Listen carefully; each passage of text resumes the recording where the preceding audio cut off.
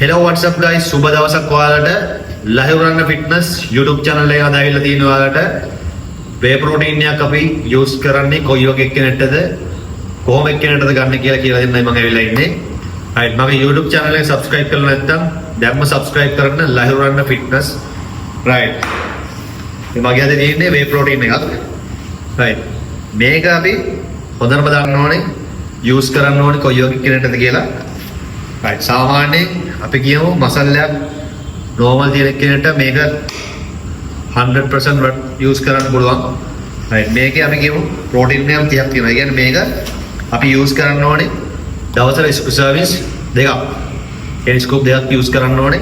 අපි කියමු උදේට meal එක කරන්න වෙලා ඒක use කරනවා නම් දවසට scoop එකයි training එකෙන් පස්සේ scoop එක අනිවාර්යයෙන් use කරන්න ඕනේ.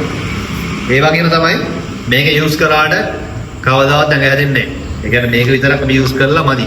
right ඒ කියන්නේ අපේ meal එක ඒ විදිහටම 100% අනිවාර්යෙන් meal plan එකත් යන්න ඕනේ.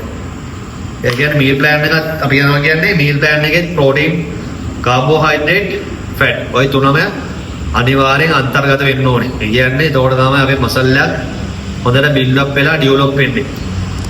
නැත්නම් අපි කියමු whey protein සමහරවට හිතනවා whey protein එකක් use කරලා මේක විතරක් use කරලා ඉවරලා අපිට එකක් හදාගන්න පුළුවන් කියලා සමහර කට්ටිය හිතනවා. right එහෙම muscle එක build up කරන්න අපිට කවදාවත් බෑ. අපි කියමු gym එකට ගිහිල්ලා මාසයක් training කරලා whey protein එකක් ගත්තා කියලා අනේ හැදෙන්නේ නැහැ. meal එක ඔයගොල්ලෝ දිගටම 100% අනිවාර්යෙන් තියාගන්න ඕනේ. අනික තව එකක් meal එක අපි කෑම ගන්නකොට protein, carbohydrate scale කරලා ඒ කියන්නේ මැනලා කනවා නම් තවත් හොඳයි. ඒක scale කරලා ඉවරලා ප්‍රමාණය දවසට අපි කියමු calories ප්‍රමාණය තමන්ගේ ගන්නවන ප්‍රමාණය 100%ම නැතුණා 150ක අනිවාර්යෙන්ම ප්‍රෝටීන් ප්‍රමාණයක් යූස් කරන්න ඕනේ.